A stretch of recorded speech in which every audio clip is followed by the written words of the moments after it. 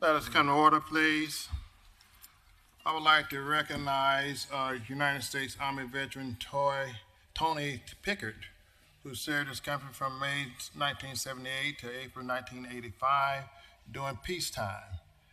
He currently works for Pettit Evergreen as an LPO forklift driver and loves to play tennis.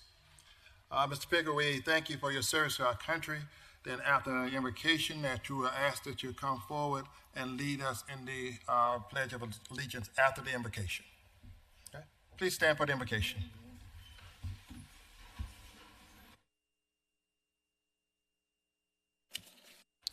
Let us pray. Father, we come boldly into the throne of grace that we might obtain mercy to help in the time of need. Help for those who are without father or mother. Help for those who are suffering mental anguish and distress. Help for those who have suffered loss. We join in with the psalmist and we say, I will lift up mine eyes into the hills from whence comes my help. My help comes from the Lord that made heaven and earth. He will not suffer our feet to be moved. He that keeps us will not slumber. Behold, he that keeps us will neither slumber nor sleep. The Lord is our keeper. The Lord is our shade upon our right hand. The sun shall not smite us by day, nor the moon by night. And the Lord will preserve our going out and our coming in from this time forth and even forevermore. We ask you tonight to help us as we approach another Memorial Day. Help us to pause, to remember, to reflect, and to honor the men and women who gave their lives in service to our country. Continue to empower our commissioners to faithfully serve the great citizens of this county. May they feel the prayers of your people and the touch of the Holy Spirit upon their lives to conduct this business of the people, by the people, and for the people.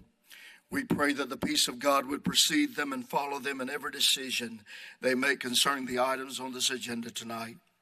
May the grace and mercy of God continue to abound in this government and among this your people. In your mighty, marvelous, and miraculous name we pray. Amen.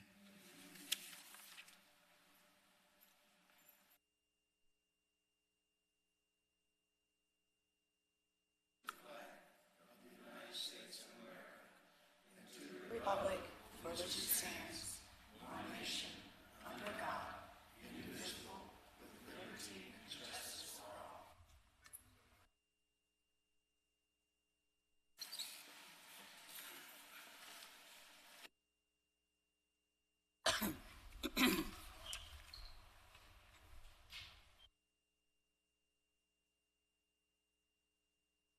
Next on our agenda is our speakers from the floor.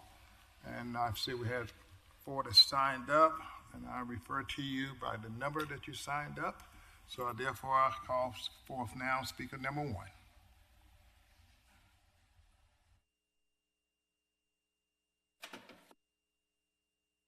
Good evening.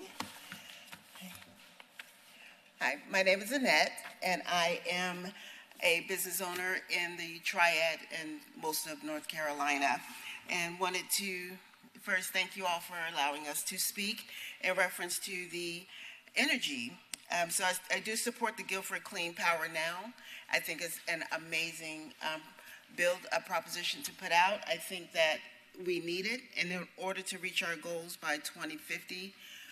as you are leaders, I think that that is a great way to start. And I know you all do not have control over what the other businesses do in North Carolina, in Guilford, but as a leader in this space, I think we can take from that. I do project management, sustainability, and it's important that businesses know how to save energy, how to conserve. And I am so thankful to be in the mix of different organizations. So I do want to say that there is a group here that's with me in supporting the energy usage and the savings of it. It's not just the sustainability goals, because we do have them globally. And for us to take those steps, because a lot of resources are dwindling, a lot of bills are getting higher. And I think also with the solar, being able to utilize that and educate the community on how to use solar, all the different technologies that solar entails, along with pushing electric vehicles, and even as the smaller things that organizations do to come to residents and building facilities to teach them to weatherize their homes and businesses, which doesn't cost them. There's a lot of funds out here for that. And we also get people to sign up for the programs like the Homes in Here. So in the efforts to educate the consumers, the residents, and businesses on how to save energy so that it's not so wasteful and their bills aren't as high. So we want to thank you so much for allowing me to come here today to do that, and I would love to be able to work with you all moving forward to educate the community and the businesses on how to lower the energy usage and to make it more effective in the sustainability goals for the state. Because without it, a lot of people don't know the small things that can be done. It's not overwhelming. It's only overwhelming when you don't know, right? So there's small steps that we can take to get to that goal of 2050, because it was pushed back, right, for by 20 years. And we know it's not going to happen overnight. It is a process, and we do want to work with you all to make that happen. So thank you so much for your time. Speaker number 2.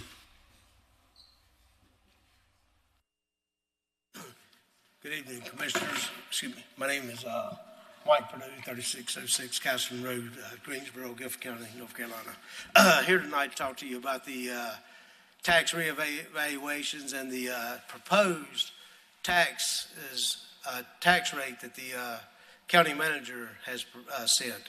And I can honestly tell you, after attending several of the community meetings and being lied to there by the commissioner, by the chairman, and then by the county manager, very disappointed in the county manager that told me to my face that he was going to do everything in his power to bring a reasonable budget to the commissioners to consider.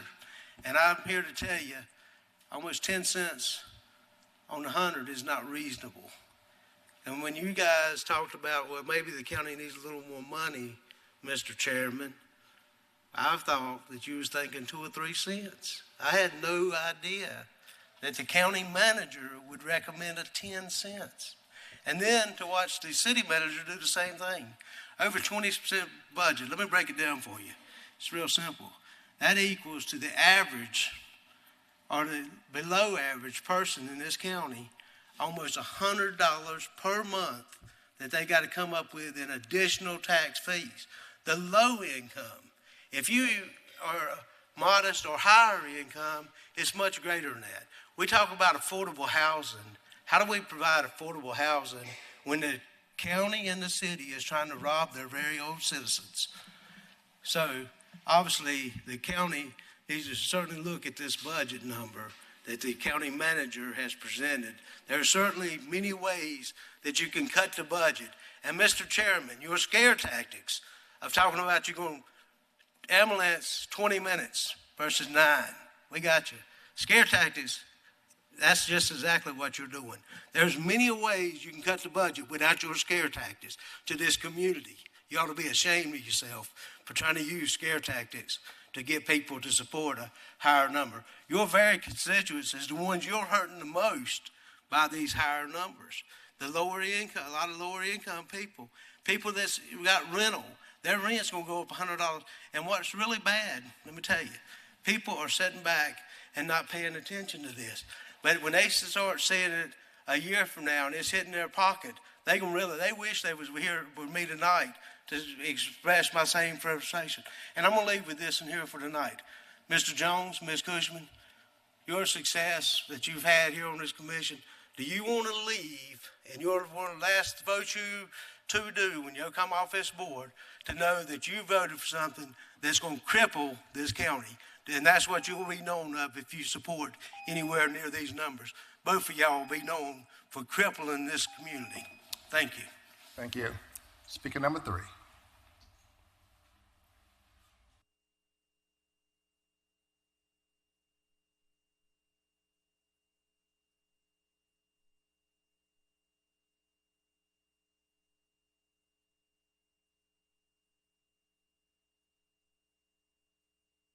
Good evening. My name is Ken Orms. Mr. Alston and the Democrat commissioners, I would like to compare you to former Chicago Mayor Richard J. Daley and George Dunn, president of the Cook County Board. They were both powerful Democrats who ruled Chicago and Cook County with an iron fist. They did whatever they wanted to do with the support of Democrat-controlled City Hall and county commissioners. You may think this is a compliment. It is not. These two men and other Democrat city and county officials were allegedly corrupt, and some were convicted of crimes and sent to jail. I know this because I lived in Chicago suburb for 45 years and experienced firsthand what it's like to live in a Democrat-controlled city and county. I am not suggesting any of you are corrupt. However, I am saying that Democrat control of Guilford County is wrong for everyone and is starting to look like what happened in corrupt, filthy, fraud, crime-ridden streets of Democrat-controlled cities like Chicago, New York, Seattle, Portsmouth, Minneapolis, Los Angeles, and some may include Greensboro. The Democrat-controlled board illegally worked with the Democrat-controlled school board to pass a $1.7 billion school bond. That is what a Democrat judge said when Republican former Commissioner Alan Branson sued to have the board referendum overturned. The judge ruled that although what you did was illegal, he said he was okay with it because it passed. Typical Democrat thinking. You are now considering borrowing $572 million to build a new county government center complex and borrowing another $550 million for schools. Taken together with the current school bonds, Guilford taxpayers will be more than $6 billion in debt and pay an average of $200 million a year for the next 30 years to repay these bonds. What the hell are you thinking? You also want to raise sales tax. Obviously, you have failed to learn from the last 5, 6, or is it 7 times you tried to raise the sales tax. Maybe you are products of the failing Guilford County schools and simply can't see or don't know how to learn from your mistakes. What will you do when it fails again by trying to take another $30 million from the pockets of Guilford taxpayers? Raising the sales tax will not hurt you, but it will hurt the unemployed, disabled, seniors living on fixed income, and low to middle income families who that cannot afford to pay higher taxes. It's obvious you don't think about or care about the impact of your decisions to raise property and sales taxes. Taxpayers everywhere need more responsible, logical, and budget-minded people in office. Democrats simply don't know what any of that means. Democrats only know how to tax and spend time and time again. From what I can see, the only people who can save taxpayers and their families are Republicans. And I would also add that I'm using a stick to walk, and I had to climb 2 flights of stairs because the doors on Market Street are closed. I didn't know that. So I had to climb a flight of stairs. And this is after I tried to use the ramp to get into the side door. That door was locked. I had to climb a flight of stairs, and the doors were locked, so I had to climb down a flight of stairs, walk around the building, climb up another flight of stairs, and then climb down a few steps to get in the building. It's just asinine. If I was in a walker or in a wheelchair, you're effectively keeping people out of the building and censoring them, and not allowing them to speak their piece. Thank you. Mr. Mann, if you can look into that situation, I appreciate it.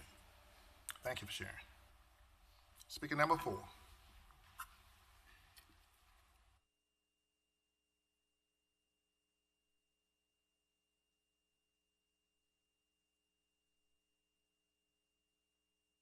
George Hartzman, Public Integrity Watch. I met on the budget with the county manager and the budget director. And the budget came out, and then the news industry reported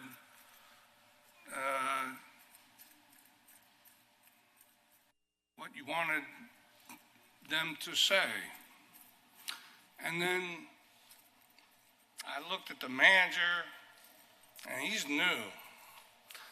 And then I looked back at 2022, and essentially the same series of events took place. And we ended up with a 25% property tax increase. It was more progressive at that point. And what's happened this time is a very similar series of events took place. And the common thread between the two events is Guilford County Chairman Skip Alston. And in 2022, ends up that between the city and the county, we gave the Civil Rights Museum $4 million. This time, the same thing is happening, and it all comes back to the chairman. I do taxes, so I look all this stuff up as I was going through people's tax returns. And you all have the information that I provided you tonight. And it shows that someone, and this is weird because I looked up Mr. Alston's house. And he lives in a weird neighborhood.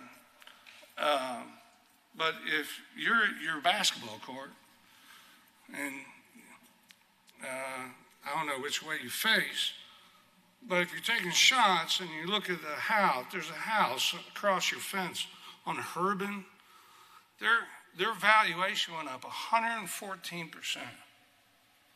And they can't make there's no way they make a lot of money.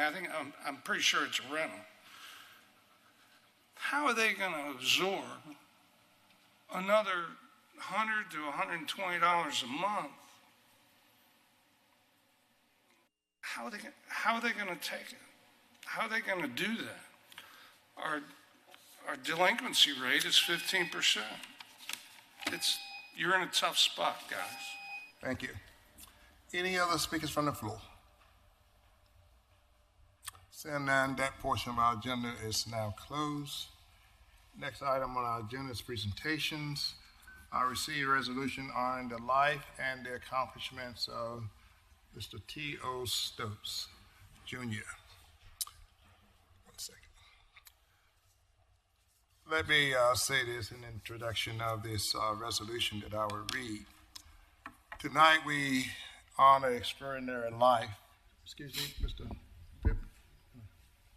Tonight we honor the extraordinary life and legacy of Theophilus Overture T.O. Stokes, Jr., a man whose nearly 98 years were defined by faith, service, and leadership and love for his community. I invite his family and friends to come forward. While they're coming, I would like to state that Mr. Stokes was my mentor and a friend for many years. I look forward to seeing him during the annual Hayes Taylor YMCA fundraisers and the many other organizations that we were associated with together.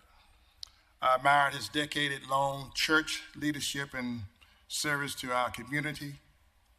And Guilford County is deeply grateful for the remarkable legacy of Mr. T.O. Stokes, Jr.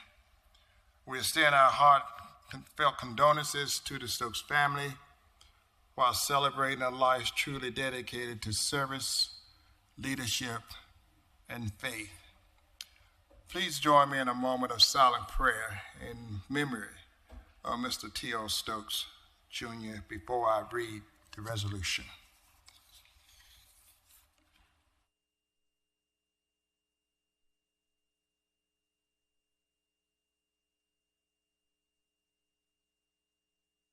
Amen. Resolution honoring the life and the legacy of Theophilus Overture Stokes, Jr. Whereas Theophilus Overture Stokes, Jr., a devoted husband, father, veteran, businessman, faith leader, civic servant, departed this life on April the 26, 2026, at the age of 97, leaving behind a profound legacy of service, leadership, and unwavering faith.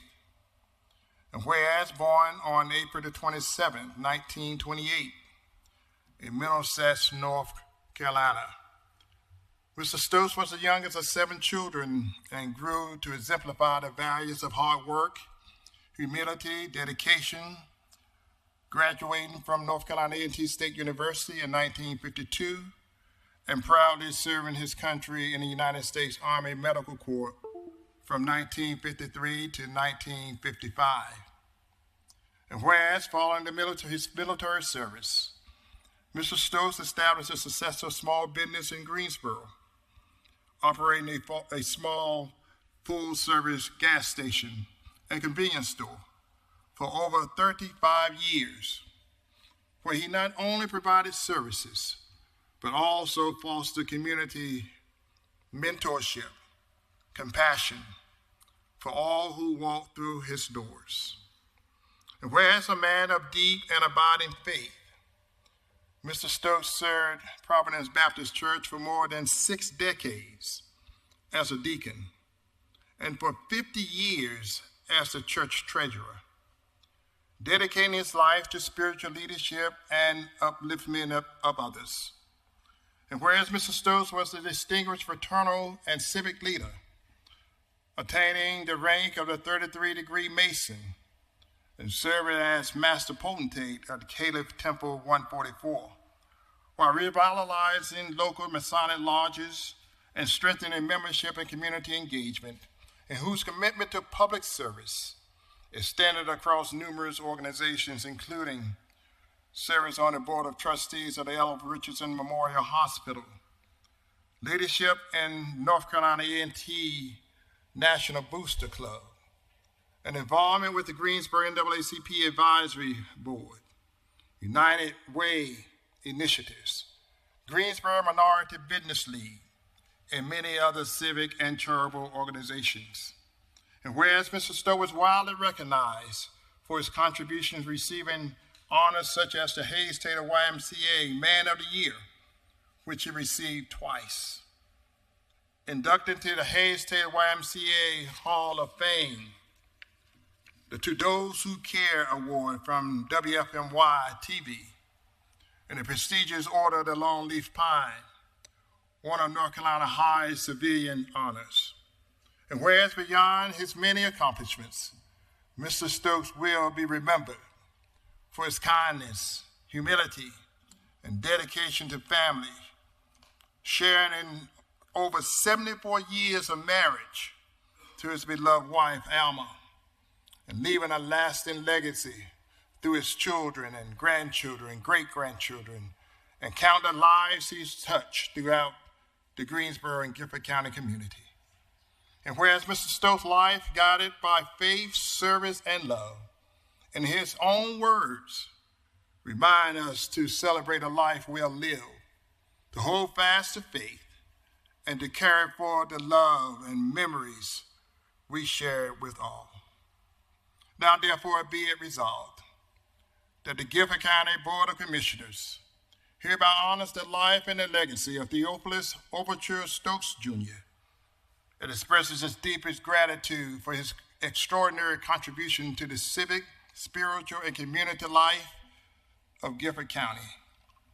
And be it further resolved, the board extends its heartfelt condolences to his wife, Alma, his children and grandchildren, great-grandchildren, and extended family, and joins the community in celebrating the life that exemplifies service, leadership, and faith, presented this 21st day of May, 2026.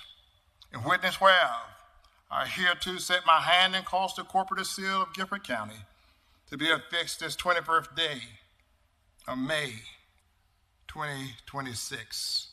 Melvin Skip Austin, Chairman, Guilford County Board of Commissioners.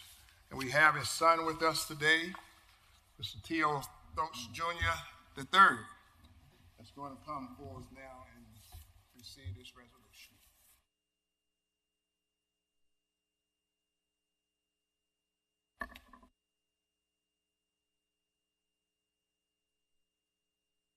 Grandson is with him also.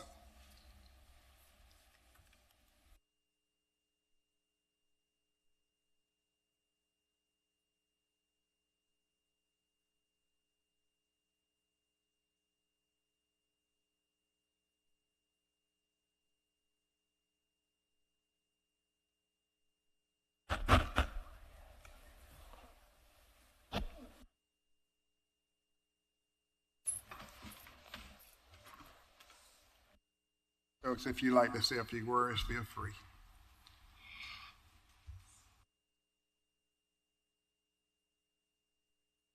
Well, Skip, I did take a few things after my dad. One is he was a man of few words, so I'm not going to belong things here. But I want to thank you and the commissioners for this award. He left a lasting legacy in this community.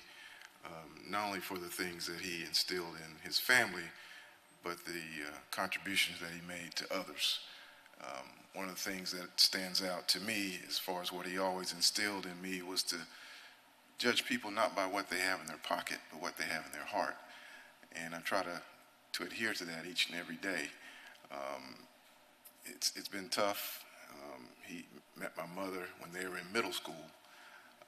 He was 2-3 years ahead of her, so you can imagine at that time a 9th grader dating a 7th grader, and what the parents may have gone through at that time, but they stuck it out after high school, got married, and were married over 74 years, which is in itself quite an accomplishment in my mind. So my mother wasn't feeling well today. She wanted to be here, but does send her best to all of you and her thanks.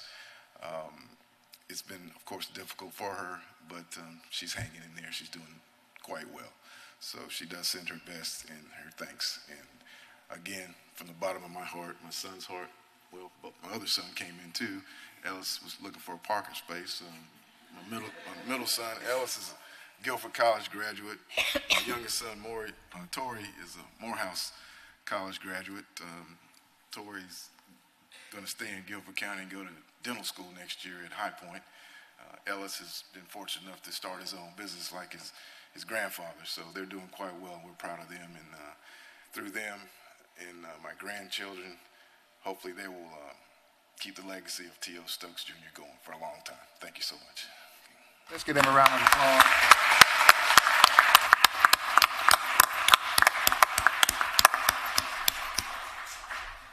Thank you, fellow. The other resolution, I believe Mr. Jones was pulled, and we'll handle that at possibly our next meeting. Next item is proclaimed May as Mental Health Awareness Month. Commissioner Cashin. Thank you, Mr. Chairman. And I would like to invite the following staff and community stakeholders to come forth.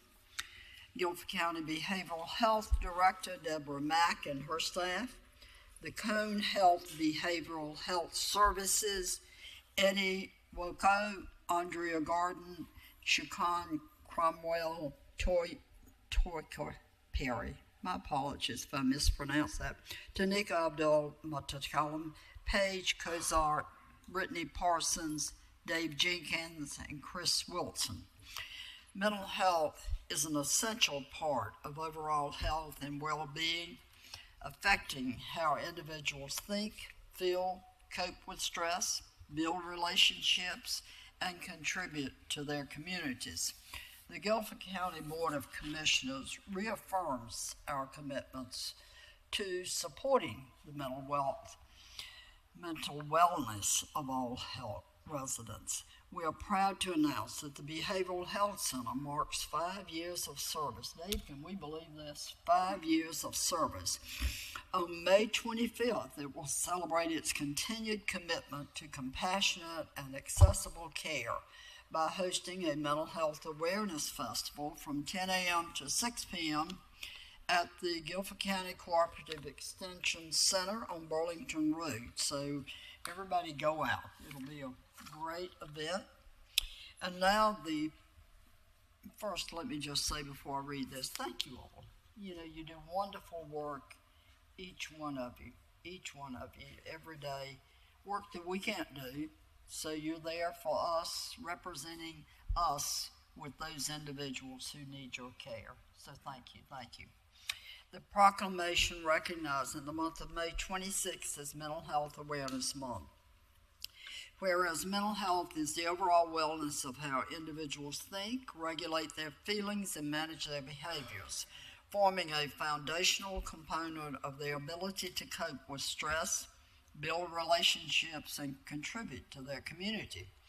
And whereas sometimes individuals experience a significant disturbance in mental functioning, which may signal an underlying mental health disorder and highlight the importance of early recognition, support, and access to appropriate care. And whereas nearly 1 in 5 adults and 1 in 5 adolescents in the United States live with a mental illness, and local data reflects similar trends in Guilford County, where thousands of residents each year seek treatment and support for mental health conditions, underscoring the importance of community awareness, early intervention, and accessible care. And whereas in 2025, the Guilford County Behavioral Health Center served more than 20,000 individuals. Mr. Chairman, 20,000 individuals. There were more than 12,000 visits to the behavioral health urgent care and more than 18,000 visits to the adult behavioral outpatient clinic. And as we commemorate the center's 5 years of service to the community, we celebrate its ongoing commitment to accessible, responsive, and compassionate behavioral health care for all residents of Guilford County. And whereas through our Behavioral Health Center and strong partnerships with community providers, hospitals, first responders, and advocacy organizations, Guilford County serves as a vital safety net for residents in need. Whereas any resident experiencing a behavioral or mental health crisis may visit the Behavioral Health Urgent Care for immediate support or may call or text 988 to reach trained counselors at the National Mental Health Crisis Line, ensuring timely, compassionate, and life-saving assistance is always accessible. And whereas Guilford County is pleased to provide EMT support to the City of Greensboro's Behavioral Health Response Team, a specialized unit within the Greensboro Police Department trained to respond to incidents involving individuals experiencing mental illness or crisis. And this partnership reflects the strong interagency collaboration that ensures residents receive coordinated, compassionate, and needs-based responses across multiple public safety and behavioral health systems. And whereas it is critical to break the stigma and talk openly about mental health just as we do about any other physical health condition, fostering a community where residents feel supported, valued, and whereas Guilford County government will join our mental health partners in hosting and supporting mental health awareness events throughout the month of May as we unite with Mental Health America in promoting the slogan, More Good Days Together. Now, therefore, be it resolved that the Guilford County Board of Commissioners do hereby proclaim May 2026 as Mental Health Awareness Month and encourage all citizens to increase their awareness and understanding of mental illness, improve the array of mental health services for consumers of all ages, and ensure those who struggle know that they are not alone, and we will make more good days together. Adopted this 21st day of May 2026, in witness whereof I hereunto set my hand and cause the corporate seal of the County of Guilford to be affixed this, the 21st day of May. Melvin Skip Austin, Chairman, Guilford County Board of Commissioners. And let's applaud these servants, public servants.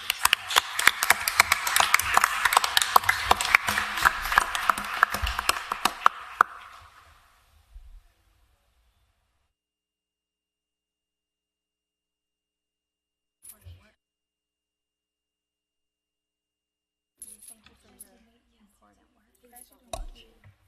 Thank you for all you do. Thank you for your important work. I like your green dress. Thank you for your important work. Deborah, thank you for all you do.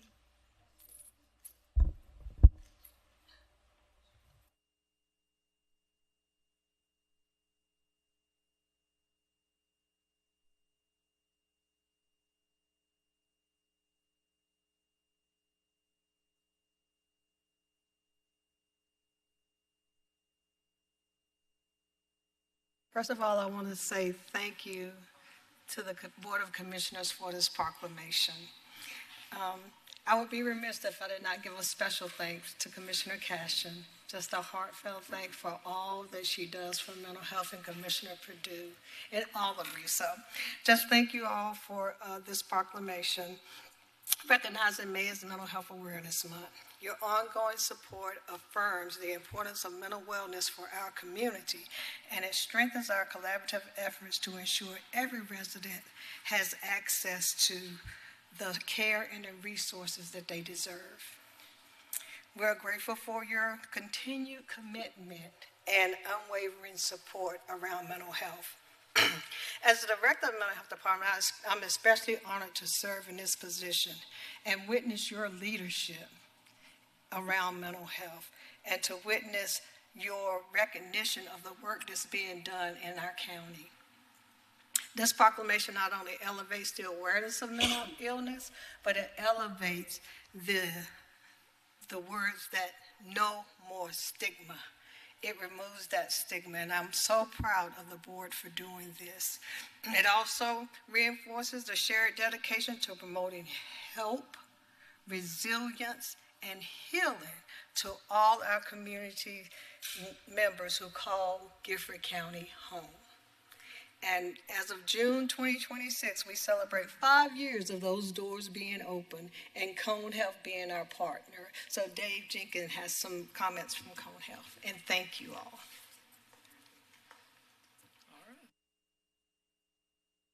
Good evening, Commissioners, Chairman, Guilford County residents.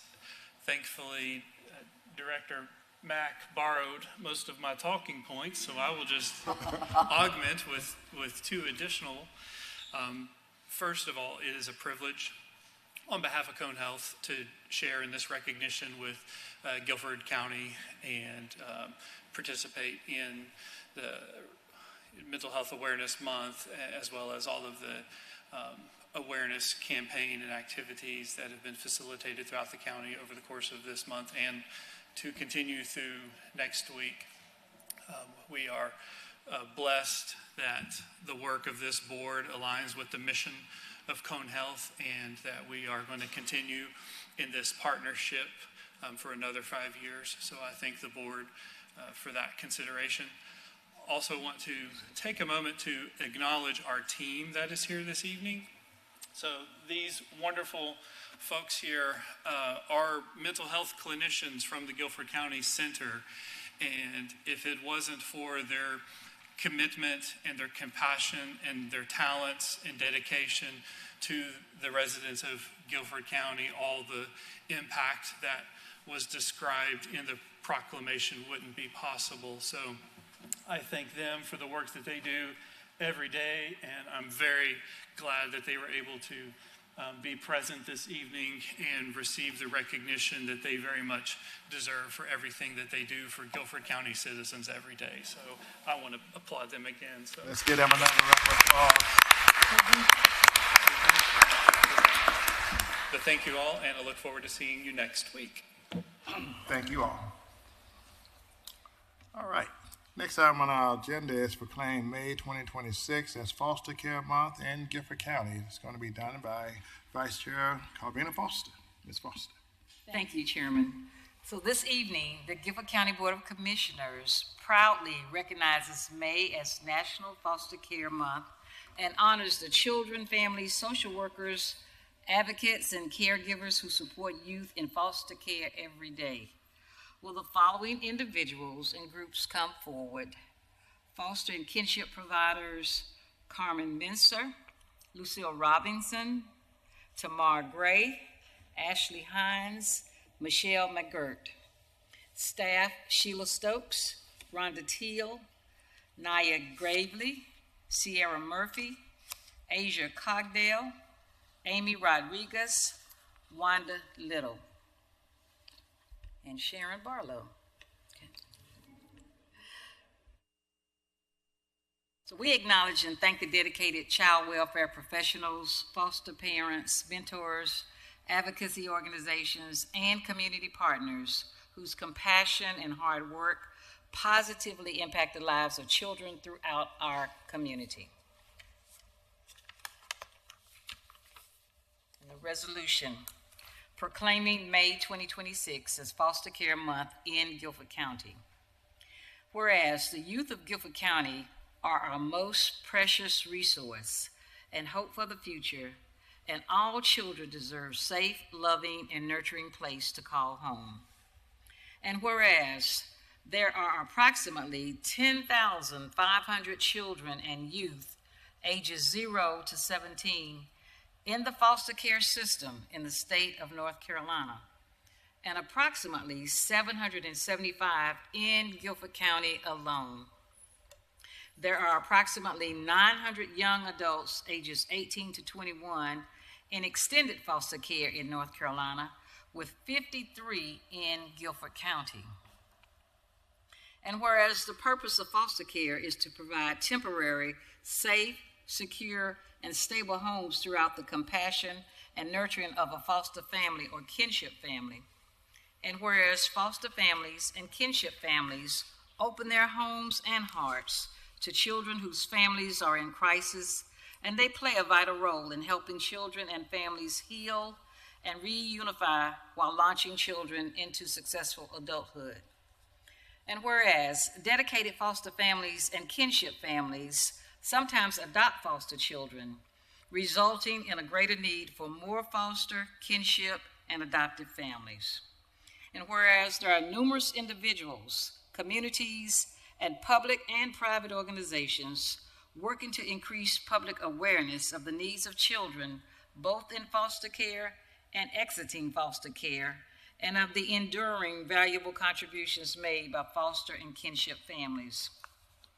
And whereas Foster Care Month is an opportunity to recognize the foster parents, kinship families, child welfare professionals, and advocates working to ensure children's safety, permanence, and well-being, and to spread awareness on behalf of the thousands of children in foster care in North Carolina. And whereas Guilford County encourages people to volunteer their time, energy, and talents on behalf of children in foster care and their biological families, kinship caregivers, and foster parents during this month and throughout the year.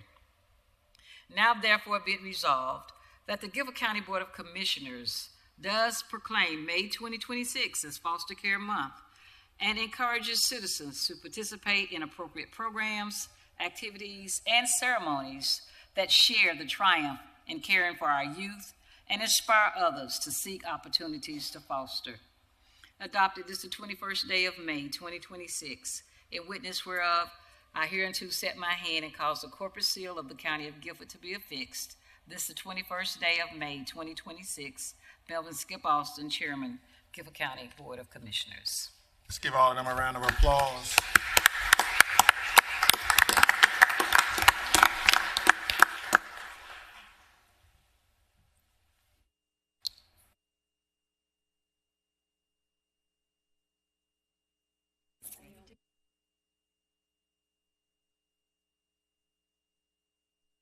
For all you do. Thank you so much for all you do. I like that red jacket too. Thank you for all you do. Thank you.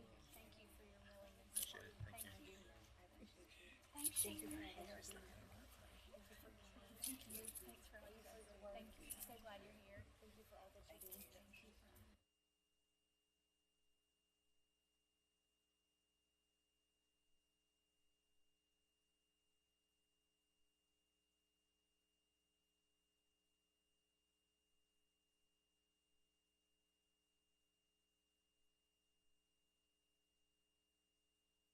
Good evening. Hearing those numbers read aloud from the proclamation grounds us in a heavy reality. More than 750 children in care in Guilford County, 53 young adults navigating the transition into adulthood. These aren't just statistics, they are our community children. They are kids who sit in our classrooms, play on our playgrounds, and deserve every ounce of safety, love, and stability that we can provide. To our Guilford County foster care staff, our social workers, our licensing teams, and our support staff, thank you.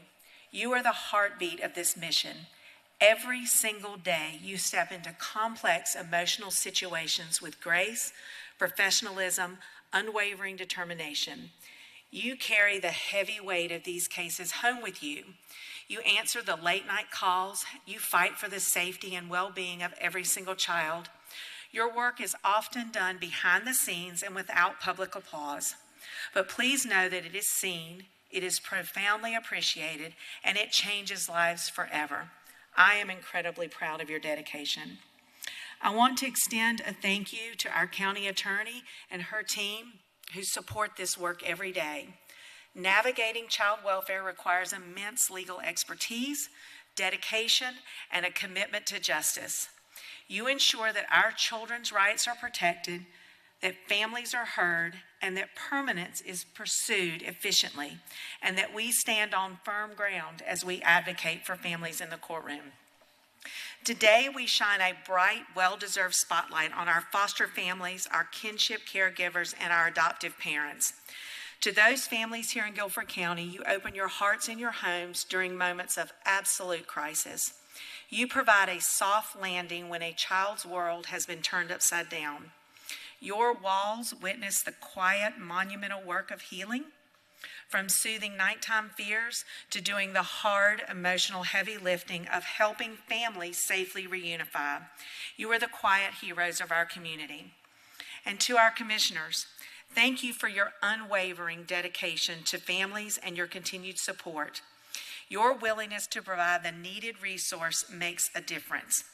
But as the proclamation rightly states, the need is growing. We cannot do this alone. We need more hands and we need more open doors. So my invitation to the citizens of Guilford County is simple. Get involved. Fostering a child is a profound way to change a life, but you don't have to open your home to make a difference. You can mentor a teenager navigating extended foster care. You can volunteer your time. You can provide a dirty soda bar to our staff, which is my favorite. You can wrap around an existing foster family in your neighborhood by offering support. My hope is that this proclamation is renewal of our collective promise. Let's ensure that every child in Guilford County knows that they are cherished and that they have a community standing firmly behind them. Thank you for this proclamation. Yeah, let's give them another round of applause. Thank you all for the work that you all do for this community. I think she had another copy, Sharon.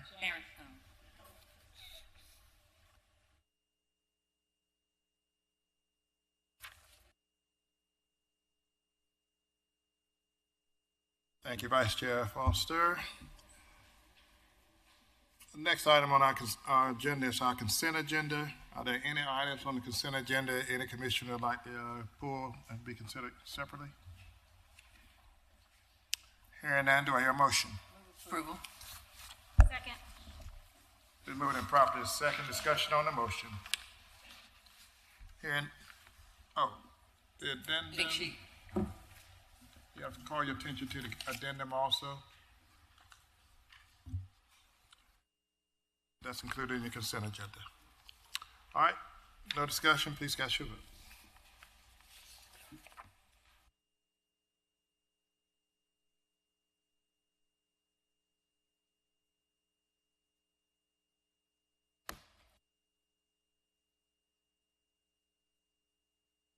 Who hasn't voted? That passes on a unanimous vote. All right, moving right along. On the new business, we have Guilford County Schools Capital Project Amendment, Shady Brook and Lindley Elementary Schools. Dr. Monk from our Guilford County School System. Welcome, Dr. Monk. Good evening. Evening. On April 14, 2026, the Guilford County Schools Board of Education approved realigning $3 million in funds from Catherine G. Johnson K-8 School to Shady Brook Elementary. And on May 12, 2026, the Guilford County Schools Board of Education recommended increase in the allocation to the Lindley Elementary Project Ordinance by $64,748,767 to align with the received guarantee maximum price. Lindley Elementary will allocate $38,507,941 in funds from Catherine G. Johnson. The remaining $26,240,826 in funds needed will be allocated from bond proceeds as a part of the $2 billion bond program.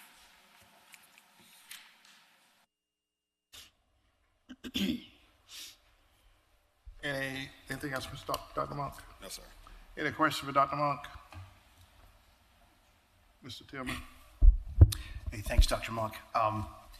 Talk a little, I think this is more for the public, but just in a little short history Claxton Elementary was about 50 million, I think, for completion, about 91,000 square feet, 560 students. Brooks Global was 39 million. I know that varies because some are smaller, they're on maybe smaller parcels of land. But I just look at, can you talk a little bit about Lindley, sort of that delta? It's at 75 million, 25 million over Claxton, and similarly, almost 60 million more, or 40 million more rather, than Brooks Global. Can you talk a little bit about the difference there and to help the public understand? I'm getting some calls about it, so I just thought I'd give you that opportunity. Yeah, I think it's about close to 4 years difference in when those projects were bid for one. Lindley is a larger than both Claxton and Brooks. I think you alluded to Brooks serves about, I think, a maximum of about 400 students. Claxton, a maximum of 500 to 600 students, and Lindley is built for about 600 to 700 students. The building cost per square foot itself is around $400 a square foot, so actually not much difference as it relates to the square foot cost. But there's also close to $10 million in site development costs that are going into Lindley. It's a very uneven site. As you recall from the existing facility, it had is more like a split level on the different ways that you would come in. There were at least 2 additional auxiliary buildings that people had to traverse via canopy and concrete ramps and things like that. This does bring the site to one building, less areas that we have to secure for students that might have to move about the campus. And like I said, it's a pretty uneven site. So it sounds like a lot of, 10 million you said is that grading and just making it completely flat? Yeah. I know over the years we've tossed around the ideas of, for efficiency and cost saving sake, like K through 8, because we see that in other areas as being a really efficient model. And you can certainly, I know sometimes that gives parents, they get a little squeamish about a kindergartner and 8th grader, but obviously those are built other places and they have separate wings and safety and all those concerns. Is there an appetite? As we move ahead, I know we've had a lot of conversations over the years, even prior to the previous bond, about that. You can talk a little bit about that. I know that's maybe a little speculation on your part, but that might be helpful. Yeah, so we have built a K-8.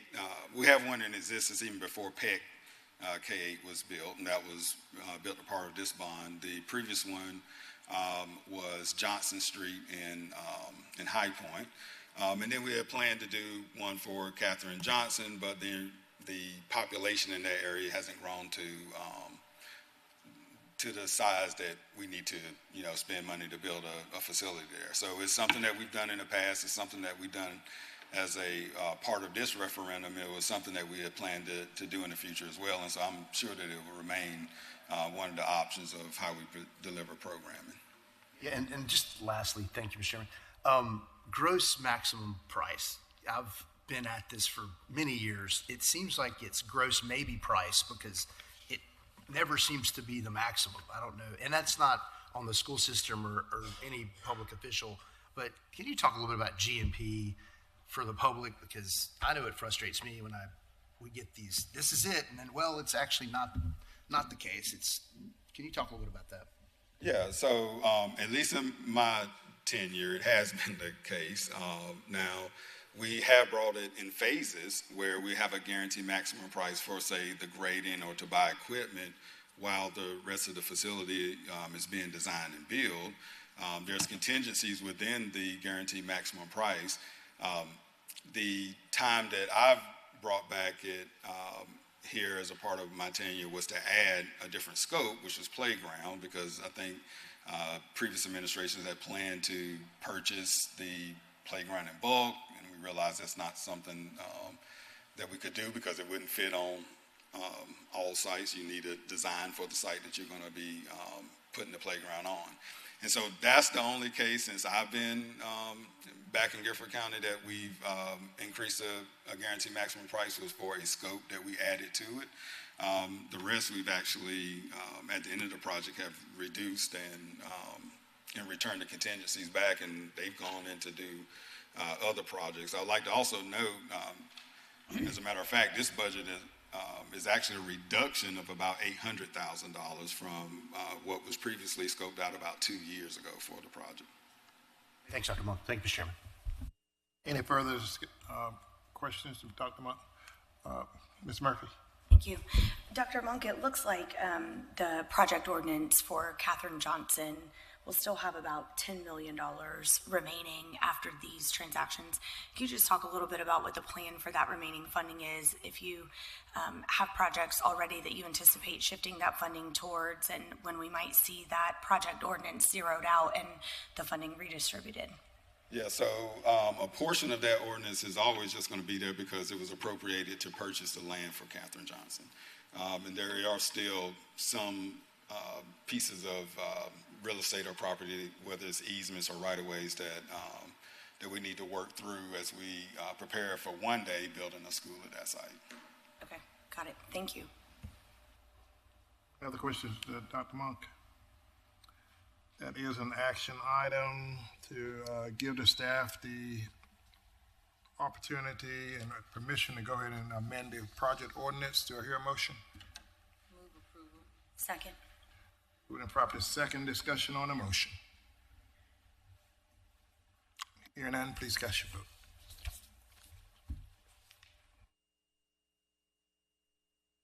That passes on a unanimous vote. Thank you all. Thank you, Dr. Monk. All right. Next item on our agenda is Health and Human Services update. Mr. Manager, anything? No updates tonight, Chairman. That is our board commissions appointments. And they are Guilford County Behavioral Health Center Oversight Board. Appoint Sheila Williams Stacy to first term in Mental Health Services Provider Representative position. Guilford County Board of Equalization and Review, appoint Jeffrey O. Dill to first term and alternate position. Guilford County Historic Preservation Commission, appoint Theodore Rose to first term in Greensboro designee position. Guilford County Juvenile Crime Prevention Council, appoint Jacob Silber to first term in Faith Community position. Appoint Franklin Scott to first term in Citizens position. Appoint Dory Goebel to first term in Nonprofit Representative position. And appoint Justin and Wright to second term as Guilford County Sheriff Designee. And Guilford County Transportation Advisory Board, appoint James D. Gallagher III to first term in the public sector's position. Do you hear a motion? So moved, Mr. Chairman. Second. Moving and properly second, discussion on the motion. Hearing none, please cast your vote.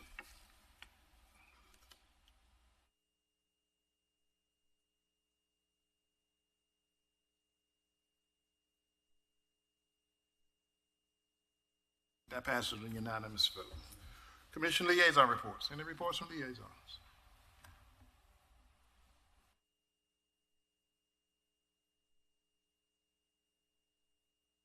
All right, Mr. Manager, anything?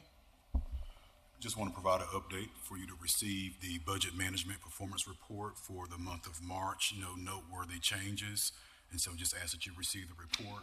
The other thing that I would like to add to the conversation for this evening is was greatly appreciative to be a part of the inner-city visit in Wichita, Kansas. Commissioner Tillman, Commissioner Grayhill was present as well, and loved the opportunity to really see how public-private partnership really played out in the space of your community college system, and then also looking at corporations from a space of being on campus to really leverage research and development opportunities, but also a pipeline to work for those that are learning and getting credentials. And so on June the 4th, the Chamber will continue to host that conversation. And it's important to note that because of your commitment at looking at capital planning and this 5-year budget process, GTCC can engage in a conversation around where they are with development of their campus and also space and what we can do in public-private partnership as well. And so I really look forward to being able to have a conversation around future predictability around growth and public-private partnership. And so thank you for the opportunity to attend that trip. A lot of learning, and look forward to implementing that here. Madam Attorney. All right. Comments from commissioners? Mr. Grayhill? Ms. Murphy? Just want to say congratulations to all the recent college graduates in our community. Had the opportunity to celebrate some former students graduating from UNCG a couple weeks ago, and am currently in the process of celebrating my seniors, and enjoyed celebrating our senior tea with them at Grimsley, and looking forward to their upcoming graduation. So congrats to all the graduates in our community. Thank you, Mr. Chairman. I want to say congratulations to some of our young people who have gone out and really represented Guilford well. And these are just the ones I've heard about in Guilford County. Our athletes, Dudley men's track and field team won the state championship. There's some individual athletes. Jack Weston from Northern Guilford, his individual state championship in golf. India Wilson from Greensboro Day and Hunter Riffey from Caldwell, both individual titles in track and field. I think Grimsley women's tennis also, men's tennis, Grimsley men's tennis. So we just have a lot of young people out there like really representing our community and clearly working hard to do well at their sport. There's a few folks who are still competing. I know Northern Guilford men's lacrosse team plays again tomorrow. So just wishing them all well, and very proud of our young people as they continue to achieve their goals. I attended the NCACC board meeting in Cherokee, North Carolina, Friday and Saturday, and beautiful western part of the state. I was happy to visit, and we heard a lot of updates from them, and I would just share in short that they have been working very hard on our behalf in Raleigh to try to advocate for the work that counties do and how important it is, and needing the legislature's support in terms of policy, especially with regards to tax reform. Yesterday, I spent some time with our friends at the Realtors Association, along with Commissioner Tillman, and we had some good conversations with our realtor partners, and they certainly offer great perspective because they really have the pulse of all different pockets of Guilford County and our community, and we had some great conversations about revals, property taxes, county services, and how we balance all of that. And great input from them. So I had a couple questions too about the reval that I plan to come back to our staff with. And then last, I would offer, I spent some time with the Mid-Size County Caucus today on Zoom, and they had a vendor come on, a sponsor of the Mid-Size County Caucus, come on and talk about a program that I thought was really interesting. It's a vendor that provides nurse navigation services for 911. So when someone calls 911 and doesn't actually need a response, they have someone to transfer them on the phone to go ahead and get them connected to whatever services or relief they might need that doesn't require a service call. So could potentially be something that we explore to save resources and not have our first responders out running around performing tasks that other folks can perform. So interested in learning more about that.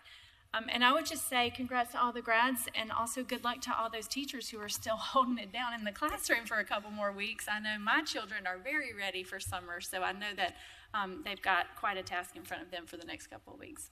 Thanks. Thank you, Mr. Chairman. Tuesday, our, Mac, here, Deborah Mack conducted a meeting at Burr Mill, and it was for the benefit of our behavioral health providers, a large group of providers there, and they also served lunch. I went out, they asked me to come out and be a presenter, and along with my comments, I carried our resolution that we presented tonight, because those were the folks who do the work. They're on the ground, boots on the ground, and they really appreciated, I thought it was a great idea, Deborah, they really appreciated our coming to them with the resolution, because I'm not sure they all watched this meeting, but it was great. We had several of our service providers in the county present, and one I was very impressed with and very surprised, and that was our sheriff's department, talking about all the areas of mental health services that they provide there. And at some point, I think we should have them come to our work session and cover those things, because what they're doing is, we all always think of them as law enforcement and, not really helping people, but they are providing important services there that get people into services that they need in the mental health area, and that prevents their return. So I'd like for everybody to hear about that. I was really surprised and pleased about the in-depth services they provide. And then yesterday we had a big event here on the grounds, an historic event. I have provided a program for everybody to see. Sorry that you weren't there. This was historic. We had a huge crowd to turn out in 4 areas of the media. All 3 stations were there and stayed through the very end. And this was a collaboration a partnership between the Dolly Madison Women's Club and the county and the event and the museum. Dolly Madison celebrating 50 years of community service here in Guilford County. Guilford County kicking off their celebration in recognition of America's 250th. They got the bunting up last week, and that looked very pretty. And everything was done just like it should have been done. We had representatives of the federated clubs from the mountains to the sea. We had 6 different counties represented, and all 5 federated women's clubs in Guilford County were represented. Our lead-off presenter yesterday was our own Vice Chairman, Carlina Foster. Commissioner Brandon Gray-Hill also attended, as the manager and the assistant managers and our attorney and many of the others. And it was a hot day. Oh my gosh, it was a hot day, and we were waving the fans that you saw, the church fans that I left you all. I don't know if everyone got one or not, but if not, we'll get you one. Fortunately, we thought ahead. Last September, I said, well, May 20th is either going to be really hot or it's going to be pouring down rain. So we need a tent and we need some fans. So we got both, and everybody really enjoyed it. We had our newly installed state president who came up from Brunswick County to deliver an address. We also had our, to be installed in July, international president here. She is the 2nd president to be elected international president since the Federation of North Carolina was started in 1902.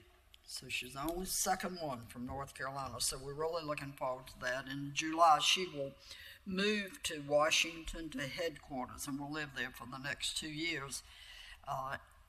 We have clubs not only in the United States, but 15 other countries. So that will be her charge for the next 2 years, and also advocating on the Hill for issues that the club's involved in, which reflect the issues in the counties in arts and health and education and civics and the environment. So we have a very active group in Washington who correlate with the Hill and those things. This really was a great turnout and an historic event, unveiling the monument for Dolly Payne Madison, the only First Lady from North Carolina, and she served as our nation's First Lady from 1809 to 1817, and really sets the stage for relationship building and across the aisle. You know, there were several parties represented then, and she was such a great communicator. Excuse me, I'm sorry. It really is significant because being born here in Guilford County played such an important role in the establishment of our country as an independent country. And this is a very historic county, and to have that monument on these grounds, on the bicentennial grounds, along with the other monuments like Simpkins and the monument to the League of Women Voters out there, is really significant and important. So it was an historic day, and we should be proud of it. I want to take a minute and just say thank you again to Guilford County, to the manager, and this Board of Commissioners in particular for agreeing for that monument to be put on these grounds and for supporting it along with us. We also partnered with the Greensboro Historic Museum. There was a reception following this event there. We also partnered with the city. The trolley picked up everybody here and took them to the museum so they didn't have to go back to their cars and get in the cars and find a parking place, etc., and brought them back to the site. And goodness gracious, Robin and her group, that staff, just outstanding. They had everything in place at the right time, and microphones set up and everything done just like they were supposed to do. But it's so comforting to know that you got staff who knows how to do and does it well. I also wanted to lift up another group, and that's our security group. These folks who serve as our security team, I mean, they were there and present. They took care of the situation early, just as it was starting. They did everything they were supposed to do, and even brought an umbrella to hold over me at the very, very end when I was being interviewed because it was so hot. But it was a great day, and could not have happened without the cooperation and the partnership with the county. And I think that we now have another point of interest in Guilford County historically. So thank you, Mr. Chairman. None of that could have happened without your leadership also. So you'll be commended for the work that you've done in order to make that happen. Okay. Mr. Perdue. Thank you, Mr. Chairman. I had the opportunity on Tuesday, along with yourself and Commissioner Tillman, to attend the Peace Officers Memorial for Guilford County officers that paid the ultimate sacrifice. Each of those law enforcement officers was recognized, and some of the families were in attendance, and very moving service that recognized a very important group of people that provide service here on the home front. Which leads into the second piece is, Monday's a holiday, but that holiday exists because the men and women of the U.S. Armed Forces paid the ultimate sacrifice for this country so that we would have the freedoms we have and enjoy today. So lift up those families and all the men and women that continue to serve, and just remember the reason for the holiday. Thank you. Tim? Thank you, Mr. Chairman. I too had the honor of attending the Fallen Officers Memorial.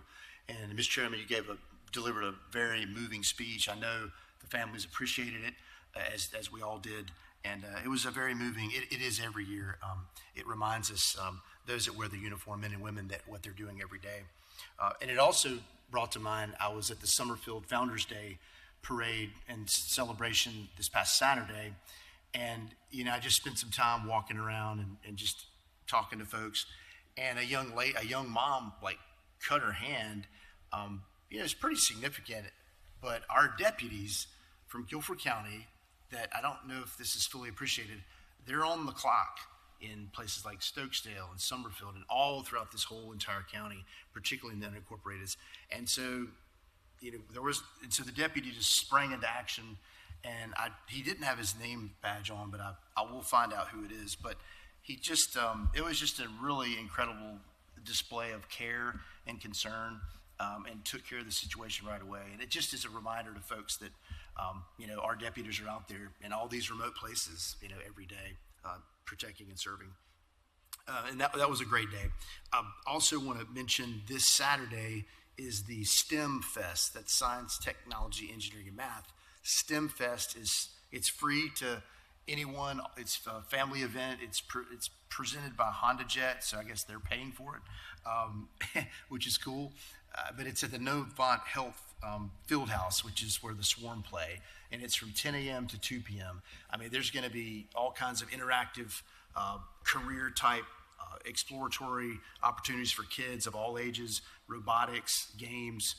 So it'd be a great chance for families that are certainly interested in that field for their children, or just exploring, or if you're a teenager and that's something you're already interested in, it's going to be a great day. And I know the Forge, our leaders there, are going to be a big part of that. So I just wanted to mention that. Also, to all of our high school graduates and college graduates, congratulations. Don't let this be your final thing. You got more to give. We look forward to you accelerating in all that you do. And thank you, Mr. Chairman. Jones? Yeah, I just want to congratulate the Greensboro Groove, our Upshot League women's basketball team, winning their first 2 games. And I think they're in town this weekend. Nothing else from me. Chair Foster? Thank you, Mr. Chairman. I did attend the High Point Police Memorial Service that honored their fallen officers 2 weeks ago in High Point. Which was interesting about that is that there has not been an officer in High Point killed in the line of duty since 2001, and that was police officer Sheila Twyman, who was on duty, but her vehicle got hit by a tractor trailer, and that she died 3 days later. And before her, 1925 was the last time that a police officer was killed in the line of duty in High Point. They only had 4 officers that had been killed in over a decade, so that was very, very interesting there. I was honored to bring greetings and present a resolution on Saturday night at Williams Memorial CME Church's 100th year celebration that was held at the Corey Center, and stood with the mayor on Sunday morning at Williams Memorial CME Church as we presented the Order of the Longleaf Pine to their pastor, Pastor Robert Williams. And it was a very moving time and really brought him to tears, but very, very well reserved. Did attend part of Bennett College's 100th year celebration on last week, their Bell Fest. So congratulations to Bennett College on celebrating 100 years. Had the opportunity and was honored on Tuesday, as Commissioner Cashin said, to bring greetings on behalf of this board at the Dolly Payne Madison Monument unveiling. And as she said, there were many speakers, and including Lisa McMillan, who is in the audience, who did an introduction. And there were many dignitaries there, but none more important than our very own Kate Cashin, because she's a true advocate and a champion for the Dolly Madison Women's Club and other initiatives in Guilford County. You know, you are a true leader, just a wonderful person, and nobody's going to be able to fill your shoes when you leave this board. And I do appreciate the time that you have taken to mentor me and just kind of bring me along in the area of politics. So congratulations again on a job well done. She facilitated the entire service as the mistress of ceremonies unofficially, but she did a great job with that as well. And I don't want to interrupt you, I just want to add something else. go ahead. No, go ahead and finish it. I didn't want the chairman to take over. Okay, because I got church announcements here. Long list. Give a church announcement. Church announcements. That's what they used to call them in the school board. Love it. I want to thank the manager and Assistant County Manager Natalie Craver for traveling to High Point this week to meet with Sandra Bethea and myself about the 5 Points community there. They got to meet at the Carl Chavez YMCA and see our facility there. The High Point Alumni Chapter of Delta Sigma Theta Sorority Incorporated sponsored a May Week. May Week focuses on education, and I just happened to be the May Week chair. But we had a full week starting on Sunday where we recognized all of the classified staff from every school in High Point, at High Point University. So that was a new initiative for us, and we were very happy to do that. On Monday, we partnered with North Carolina A&T Cooperative Extension Department to do a Speedway to Healthy. So we had about over 400 elementary school students that came to Carl Chavez YMCA and traveled through an exhibit of the human body. There were 11 rooms, and they went through each room, and there was somebody in the room that talked about that part of the body that they were in. On yesterday and today, we had 7th graders yesterday and 10th graders today. We had almost 500 7th graders from High Point schools and almost 600 10th graders from those schools that participate in the youth science program. We had about 20 different vendors. We took the top 5 profiles from the youth science curriculum, which is construction. We had about, and I need to thank Sean, we had about 5 different construction companies there. We had transportation. I have to give a real shout out to our Guilford County Health Department. They were there, as was Atrium Wake Forest in the medical field. Guilford County EMS was there with the truck, and kids got to get in that truck, but they also did CPR or showed them how to do CPR there, so they really enjoyed that. And the Guilford County Sheriff's Department brought every piece of equipment that they had out there. They brought the bulletproof van, they brought the everything the kids could get on motorcycles, everything they had, they brought out there. So it turned out to be a really, really, really great event that ended today.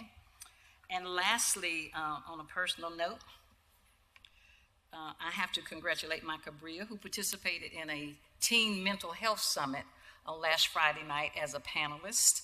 She did an excellent job in talking about things that impact teens around parents and schools and issues. And then she was a panelist again on Saturday at another teen summit that was sponsored by the High Point Alumni Chapter of Delta Sigma Theta Sorority Incorporated and Omega Psi Phi Fraternity. And my CJ, who won a gold medal on last Friday at track meet at North Carolina A&T. He runs the 440, and that is his 4th gold medal. He won regional gold medal, but he won state last Friday at North Carolina A&T State University. So, thank you. Give them a round of applause for that. Tell them that we did so. That's great. So, Mr. Chairman, I did overlook a very important partnership, and that was with the Guilford County Schools. We had the Grimsley Color Guard to come. 12 young people came and did a beautiful presentation, and they had the flags, not only a U.S. flag and the North Carolina flag, but the flags of all of the branches of our armed services. And it was very, very impressive. Also wanted to thank EMS. They were on site, they were needed, and they took care of it, and everything worked out just fine. Thank you, gentlemen. And again, to say, I said staff, county staff, but I didn't say specifically the facilities department. They did an outstanding job of preparing the bicentennial garden space. It was lacking a lot. It was kind of sad looking, and they went out there and spit that up, and they power washed all of the area and all the cement area and the bricks and so forth, and cleaned the lantern covers, and just did a fantastic job. And I know I don't remember whose name it was who went up in that truck, in that bucket, to put up the bunting, but I doubt he's going to volunteer to do that again, because that was a pretty scary thing. But they just did an outstanding job, and sometimes we overlook the folks who really get it ready for the event. So I wanted to come back and say thank you to them. Thank you. You all. I have the opportunity to give remarks at the National Law Enforcement Memorial Service last Monday, and I do want to thank Mr. Perdue and Mr. Tillman for attending there, and our staff that was there also. Thank you all for attending. We've had 27 officers here in Guilford County that's passed in the line of duty. So I want us to ask now that we have a moment of silent prayer in their memory and thank them for their service.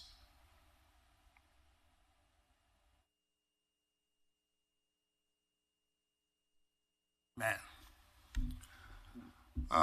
Next item is to hold a closed session pursuant to North Carolina General Statute 143-318-11 for the purpose of consulting with our county attorney. Do I hear a motion?